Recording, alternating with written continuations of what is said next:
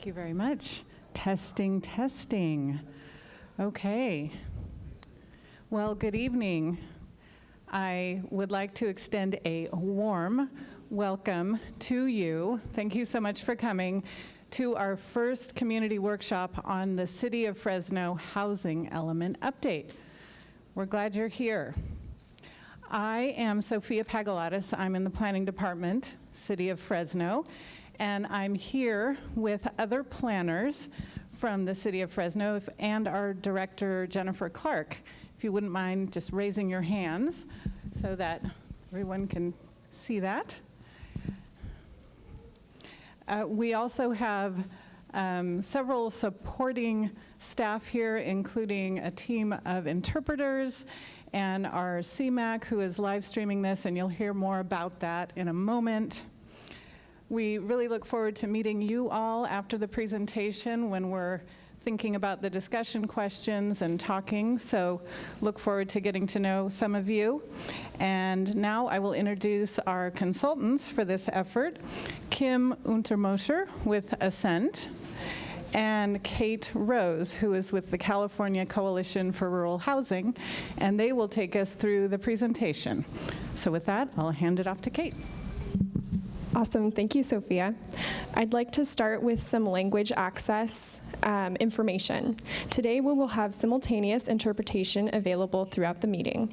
We invite all monolingual Spanish, Punjabi, Hmong speakers to go to the back of the room where you will find interpreters who have equipment that they can give to you to listen and participate in real time.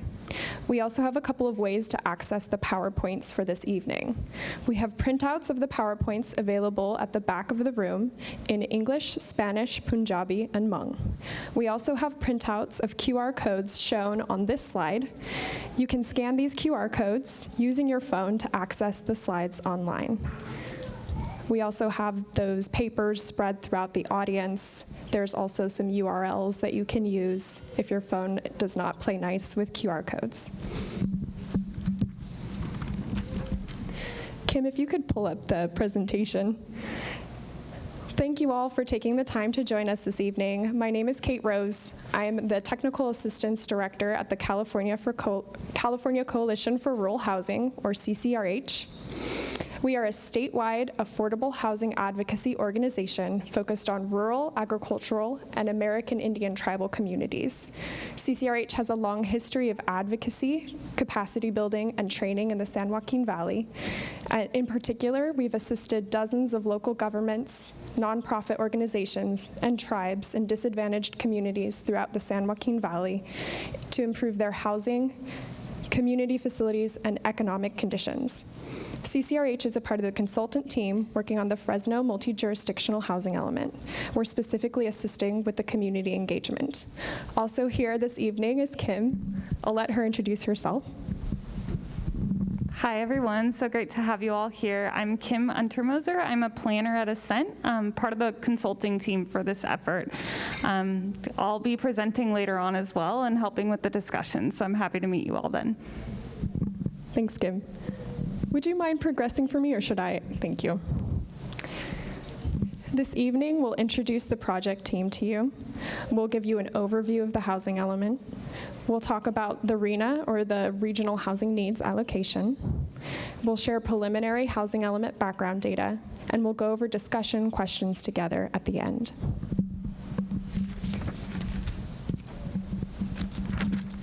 Along with 14 other jurisdictions listed on this slide, the City of Fresno has opted into this regional multi-jurisdictional effort led by the Fresno Council of Governments.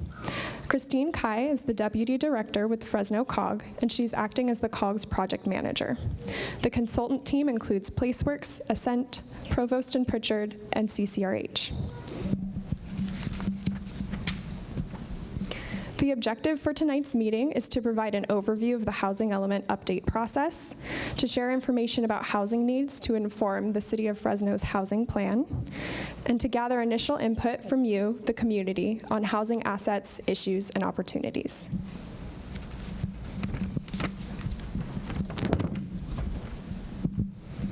For those of you following along on your phones or with the paper PowerPoint, we're now on slide 5.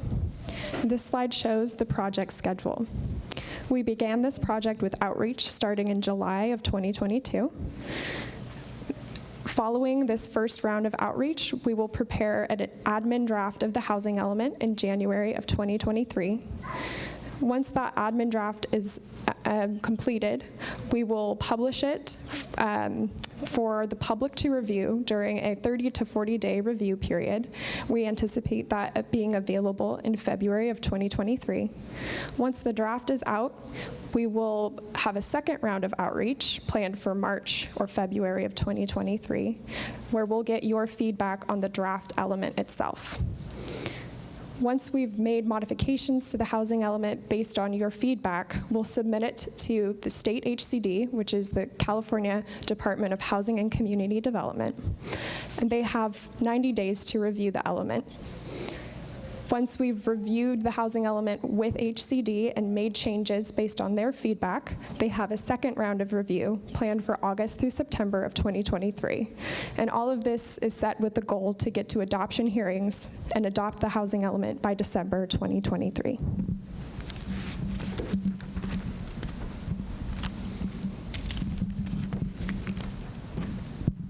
Next, I'd like to give an overview of the housing element. So we'll talk about what is the housing element. The housing element is one of 8 mandated elements of the general plan. It must be updated every 8 years. The adoption deadline for this housing element is December 31st, 2023. We are in the 6th cycle housing element. The housing element is the plan for accommodating the jurisdiction's fair share of the regional housing need. And unlike other elements of the general plan, the housing element must be certified by the California Department of Housing and Community Development, again, HCD. It's important to note here that while the housing element must show the capacity to meet the housing need, the housing element does not require the city to build the units, nor does it provide funding for the city to build units.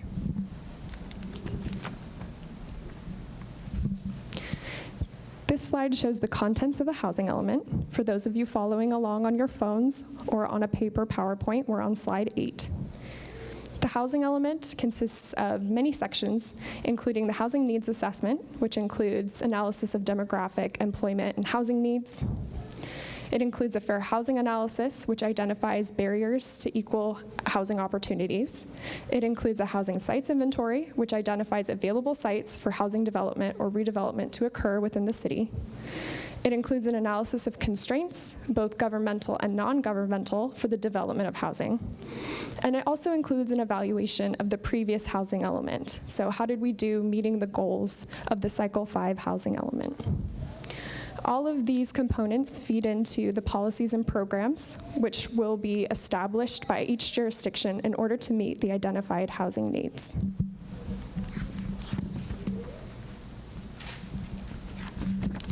Next, I'll talk about the Regional Housing Needs Allocation, known as the RHNA.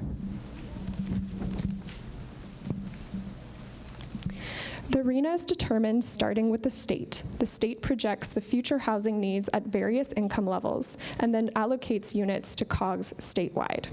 COGs are councils of government.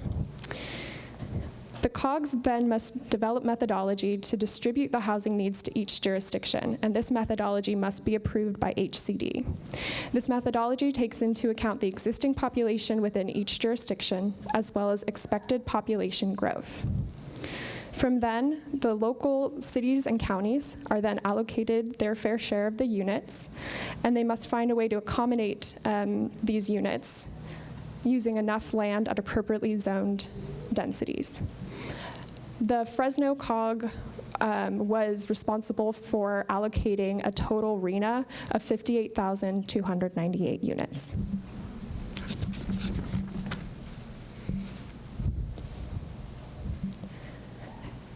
This slide provides an overview of the Fresno COG RHNA. On the right is a table that lists the total RHNA allocation and percentage for each of the 16 jurisdictions. As you can see, the city of Fresno's RHNA allocation is 38,866, or 63% of the total RHNA for the region. On the left is a pie chart that shows the RHNA allocation percentage. You can see from this chart that the City of Fresno is responsible for most of the region's RHNA, followed by the City of Clovis and the unincorporated Fresno County.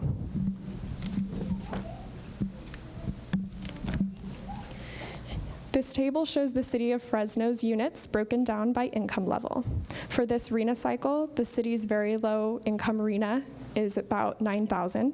Their low income is almost 6,000. Their moderate income is 5,000, and their above moderate income is almost 16,000.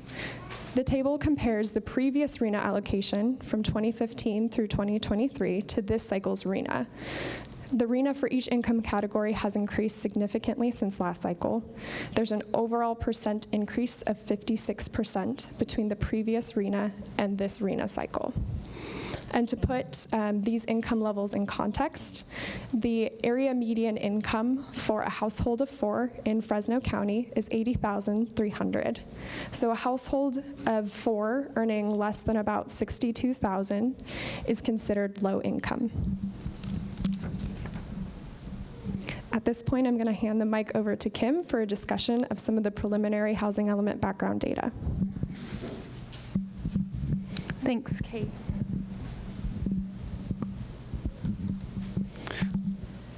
All right, so as Kate just shared, I'm going to dive into some of the details of the housing element, and this is just some background information that we use to understand what the community needs are, so we know what needs to be addressed in the housing element.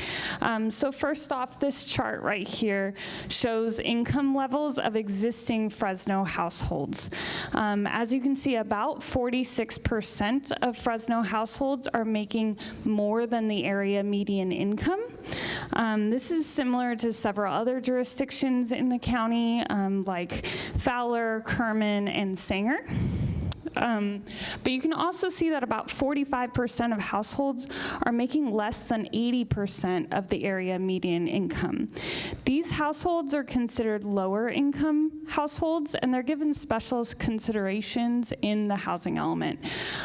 These residents are often really critical to the community's economy and services. They are working in the service industry as pharmacists or even as teachers. So like many communities in California, Fresno has seen a substantial rise in home prices in recent years. In the last year alone, the city of Fresno experienced about a 20% rise in home prices. This was a higher increase than that experienced in Clovis, Fowler, Sanger, and Kerman. Similarly, rents are also on the rise. Asking rents have increased by more than 10% from 2020 to 2021 alone, and they're now over $1,200.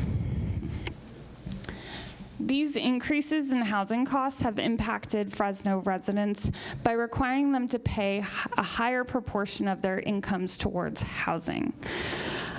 This cost burden disproportionately affects renter households. As you can see, about 55% of renters in the city of Fresno are experiencing cost burden. That means they're spending more than 30% of their total income towards housing.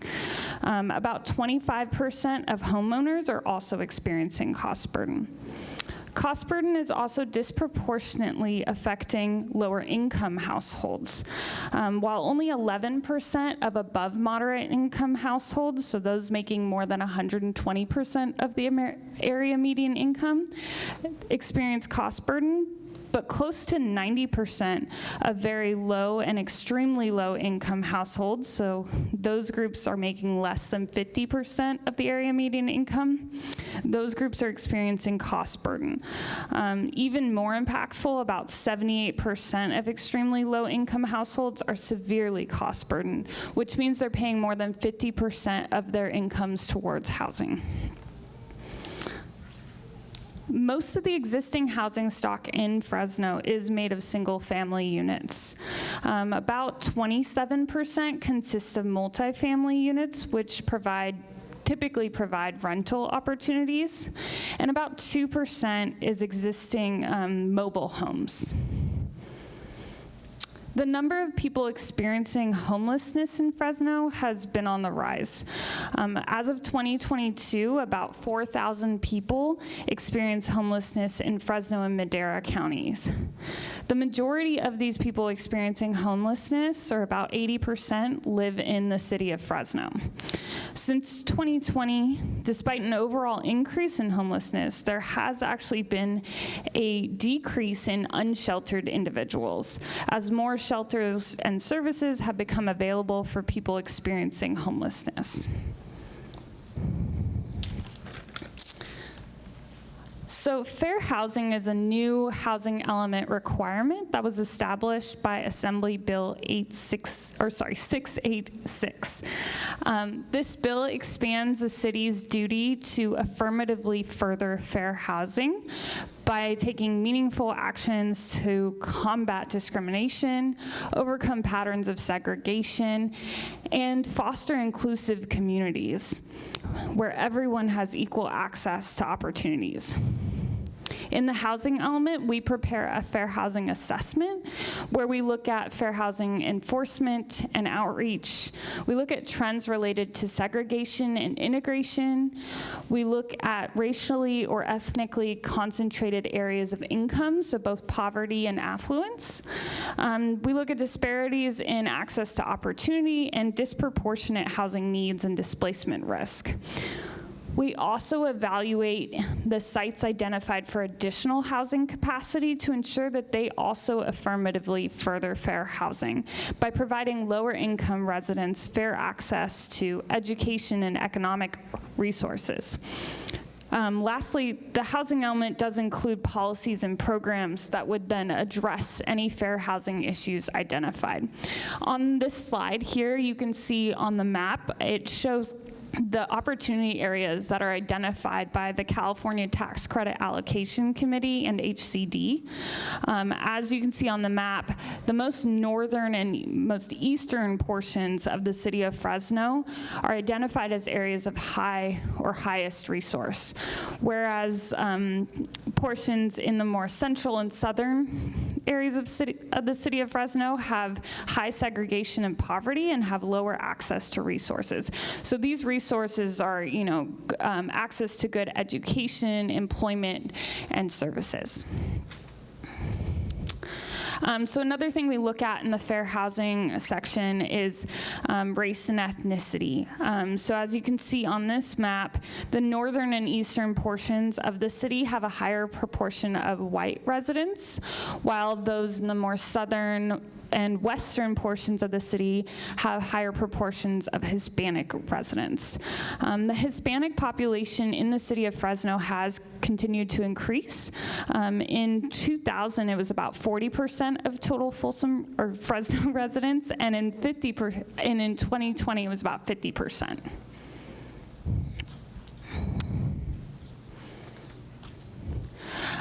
So a similar trend is also seen when we look at median income. Again, those areas to the north and the east have the highest incomes. They're generally over about $87,000, which is the state's median income, and they even reach up to $125,000 or more.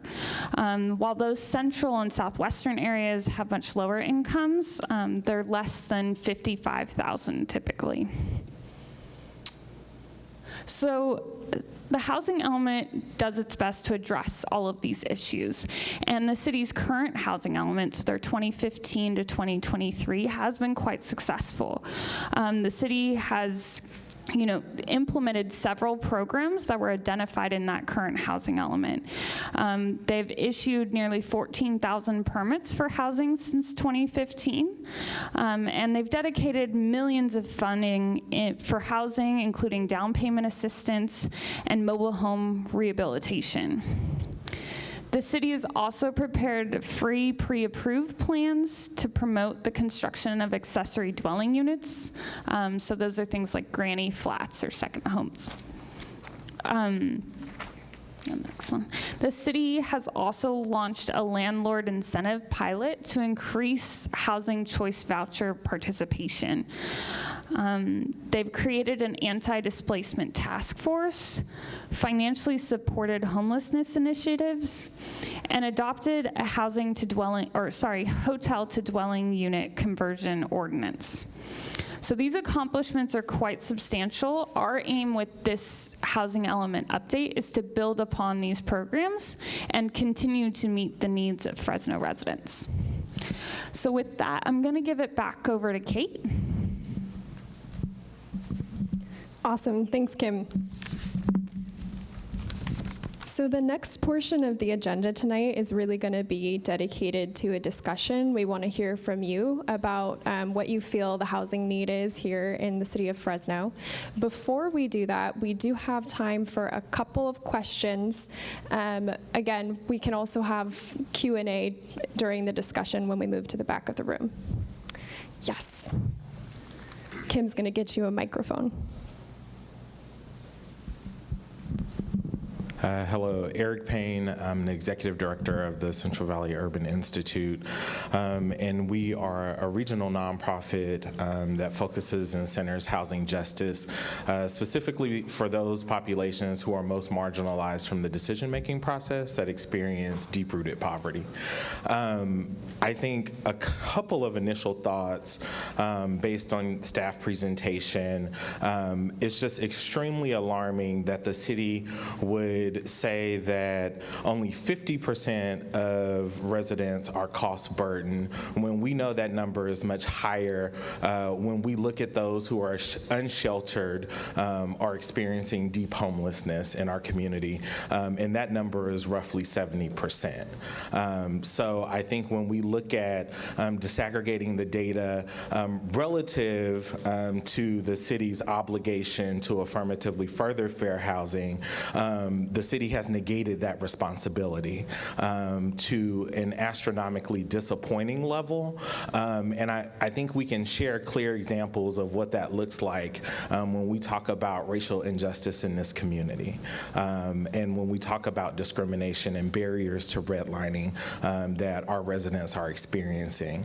And I'll use today's city council meeting as a clear example of a north-south Fresno divide.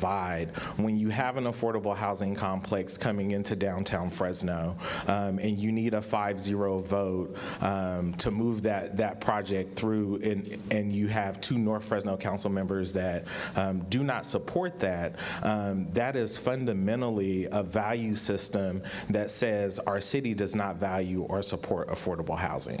And so I don't know if, as a part of this conversation and a greater narrative, if city staff could be more inclusive to say, these are the proposed implications of a no vote. We have our RENA allocation that we have to meet. I would fundamentally call into question the 56 percentile mark of when we know that the city is 5,000 units behind production annually. And so I think that it's disingenuous to tell the public that we've doubled our numbers in production from the last evaluation of our housing element. I think that, again, I'm going to pause there. I'll save the rest of my comments for further discussion in small groups. But just to challenge the conversation as we begin to move into our smaller group conversations, is our city is doing a really poor job at meeting our RENA allocation. We recognize that the state has already created its state enforcement division from HCD, and we know that we have a long way to go before we meet our affordable housing obligation in our community. Thank you for that comment. I did want to just briefly mention that the slide a few slides ago that was talking about our arena allocation and how it's increased significantly since last cycle, that's not a reflection of how much was actually produced. That's a reflection of how much the state thinks the city needs to provide land to be able to produce. So that slide didn't have to do with construction of new units, just to clarify there. Another point of clarification on the data with regard to cost burden, that data comes from the state. It's a package that's pre-approved. Is that correct? Yes. Kim, maybe, yeah. I can speak to that a little bit more. So that data is actually from the federal government, from the HUD housing. Blanking. But it does break it down by income level, and if you saw on the slide, we do see that in extremely low and very low incomes, cost burden is around 80 to 90,000. So it is significantly higher, and that is part of the story that, you know, lower income households are impacted at a much greater amount than the above moderate income households. Right, but I would love to connect with you after the presentation today to kind of see if we can ground truth some of the data we have here too. Okay, we have time for one more question before we move on to the discussion. And as a reminder, we can continue to do questions during the discussion portion as well. Thank you. My name is Mirna Garcia, and I am actually the past president of the National Association of Hispanic Real Estate Professionals. I'm here in Fresno. And I'm also a full-time realtor who helps the Latino community. When I'm looking at the data, I can see that this data is from 2014, 2018. So I think one of the issues that we have is that the data that we're using to make decisions, unfortunately, is outdated, especially after we've gone through COVID, which impacted us even more so than ever. So when we're trying to make decisions off this data or we're distributing it to the community, we're not getting the true picture of what we're dealing with. And so to Eric's point, you know, here we are, we're involved at a high level. And if we're having trouble deciphering this information, then what is our community doing? They're not getting the data in a way that they understand it and can break it down and understand the impact of what's going to happen in our cities, in our counties. This is going to, I'm here because I can't stand having to teach a workshop once a month. We have a workshop called Llaves de tu Casa. It's a housing initiative for 5 years. And we've had 858 people come through for the down payment assistance, the grants, and we can't help them because the data that is based on the criteria is outdated. By the time they update it, it's too late. So when we're looking at the capita, I think you have a 50-something in here. That would be a two-person income. Like, do the math, the majority of the people are making about $25,000 to $30,000 a year. So it's just, and the cost of living, this is crazy. So I'm here because I care about my community, I care about my children and my grandchildren. We have to do something, and this is great. I appreciate that you're here and doing this, but we need to figure out how to reach the majority of the community that needs this information so they understand the impact. And we also need to be able to sit at the table where these decisions are being made, because we are a reflection of what's really going on in our community, and we're not at the table. I would dare to say maybe the majority of our community that is impacted by this is working the 9-to-5 grind or the graveyard shift. So what about them? They're the ones that are most impacted by everything that we're doing here today and what happens every day at our city council. I feel like they have this beautiful outlook of what they think it's like. They have no idea what our community is going through. Thank you. Thank you for that comment. There was a lot to unpack there, and I really appreciate the words that you spoke, and I would love to connect with you during the discussion portion as well to chat more. I don't know, Kim, did you have anything that you wanted to address? If not, we can move to discussion and start the discussion portion. Okay, thank you. Okay, so next up is the discussion portion of the evening. We have 6 discussion questions that we'd like your feedback on. We've set up 3 stations in the back of the room. Each station will cover 2 discussion questions each. We have flip charts and markers at each station available to write down your responses. We also have discussion question forms available at each station if you'd prefer to write your responses down that way. We have until about 7:15 for this activity, so we'll ask you to rotate between stations after about 10 minutes. Let's see. And if you have any lingering questions about the presentation, feel free to ask your facilitator at your station. Can all of the facilitators go ahead and raise their hands? Awesome. So we'll see you all at the back of the tables. For those of you that are receiving interpretation services tonight, just stick with your interpreter and follow, and if the Linguistica interpreters this evening could follow the groups that you're interpreting for between stations, that would be much appreciated. Thank you. Hi, everybody. If I could have the facilitators bring their flip charts to the front of the room, we'll do a quick wrap-up, and we'll just read through some of the discussion points that we received.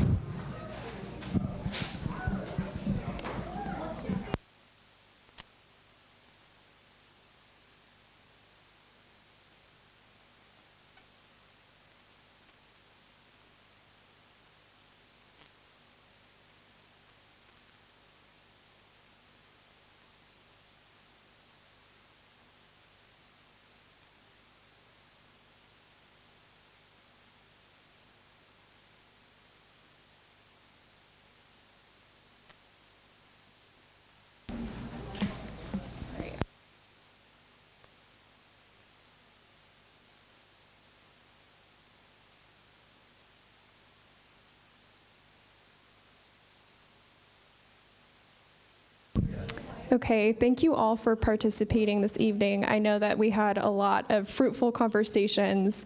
I heard a lot of really good conversations happening. I'm going to kick us off. I had the first 2 discussion questions over at my table.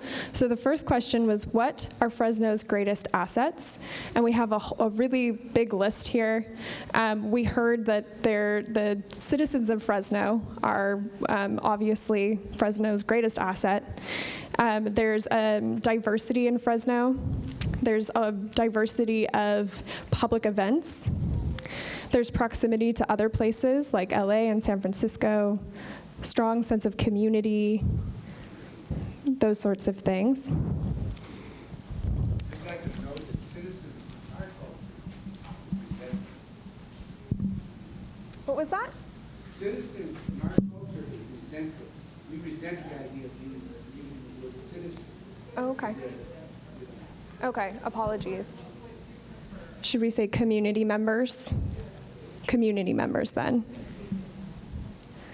The second question was, what do you think are the most critical housing issues in Fresno? We heard a lot about high rent costs and then frequent rent increases, the lack of affordable housing, not enough amenities in housing, lack of education on housing opportunities for the public. We talked about things like education around down payment programs available, education on how to maintain good credit, and then lack of community workshops for things like streets and parks and housing, and not enough diversity at those workshops. I'm going to go ahead and pass it over to Kim for the next discussion questions. Thank you.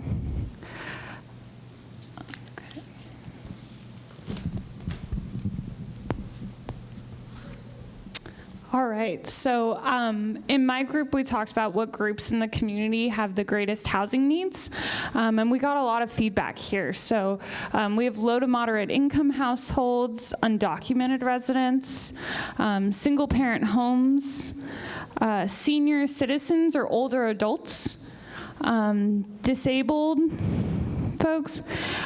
We also have people with a lack of transportation, the homeless population, college students, veterans, mentally disabled individuals, and underserved communities. So quite a wide variety here of different groups. I think we have a few on the next page as well. Nope, that's not true. Okay, and then for the next question, we have what are Fresno's most significant fair housing needs? And here we heard access to credit. I know Kate's group also talked about education on credit. We have access to housing close to amenities. Some other fair housing issues like racial barriers, high rental costs. There was a lot of support for a cap on rent. Let's see, what else do we have here? Mention of the Here to Stay report. The city of Fresno should really implement all the recommendations from the Here to Stay report, which I believe was done by the anti-displacement group. And then we have some stuff on affordable housing. That's the most needed special needs group in Fresno. We want fair housing that is fair to all, not just to some.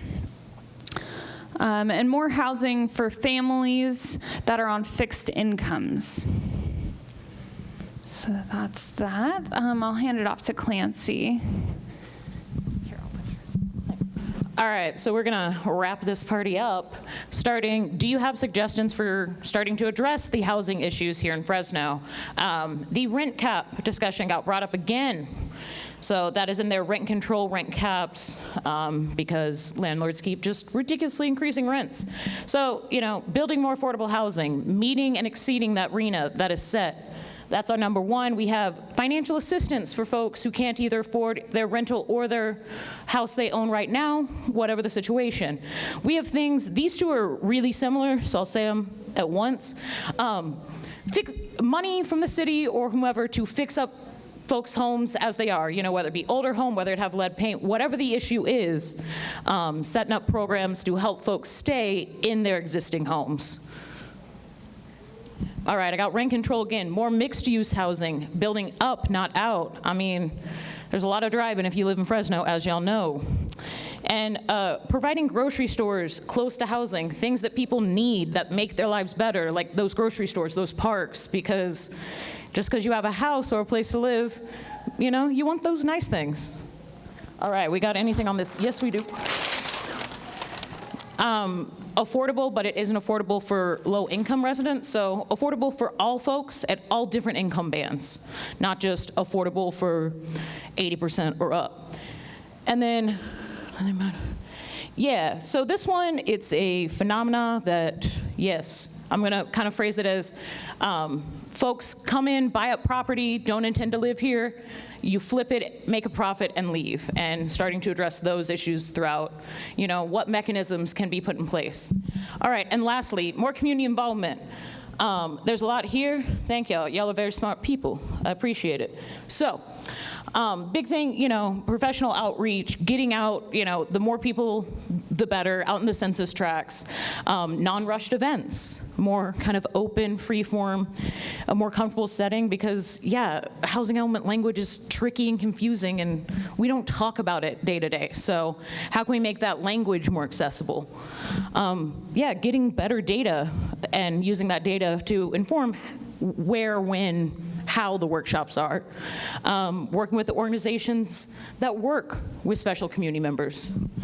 Radio stations, televisions, reaching out to advocates. And I will say one thing with this, if y'all have more thoughts than we captured here today, reach out, Kate, me, anyone, and we'll get your email down and we can continue this conversation because we're interested in hearing from stakeholders more than just what's one point you put on this? So if you have more you want to say, please let us know, and we can be in contact, because I want to hear from you. All right, some more things. Yeah, meeting citizens where they're at, building trust by having that transparency and accountability, and then involving city staff and council in marketing and information, getting the city leaders involved. So yeah, there's a lot of things on here. They're all great. I thank y'all for doing that. And yeah, if you want to continue this conversation, please come find us. We really do want to continue this. I'm gonna pass it back to Kate, and she'll finish this up, and y'all can go home. Thank you, Clancy, and thank you, Kim, and thank you all for coming and participating and sticking with us. If you did fill out a discussion question form and you have answers on here that you want us to take with us and take into account, please leave them for us at one of those back tables so that we can have access to them after the event. That's it. Thank you again so much, and have a great rest of your evening. Thank you.